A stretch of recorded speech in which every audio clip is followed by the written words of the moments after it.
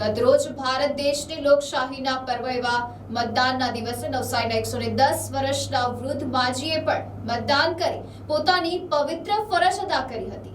નવસારી લોકસભા બેઠક ઉપર લગભગ 60% જેટલું મતદાન થયું છે। તેમાં ખાસ જોવા જેવી વાત એ છે કે સશક્ત લોકો અને યુવાનો કરતાં પણ દિવ્યાંગો, વૃદ્ધો અને એનઆરઆઈ લોકોમાં મતદાન બાબતે ભારે ઉત્સાહ જોવા મળ્યો હતો।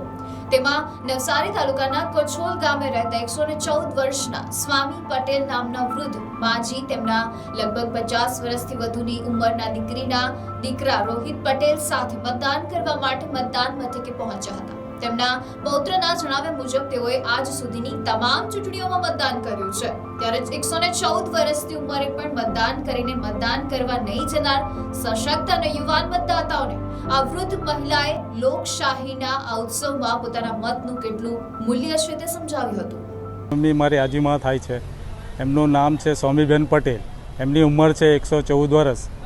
આજ સુધીમાં બધું જ મતદાન બધા વર્ષનું મતદાન કર્યું છે અને આજે પણ બપોરના વધારે તાપ હોવાથી અમે સાંજે 5 વાગે મતદાન કરવા આવ્યા છીએ અને એક વોટ આપનો કિંમતી છે। Report NDC news, Navsari.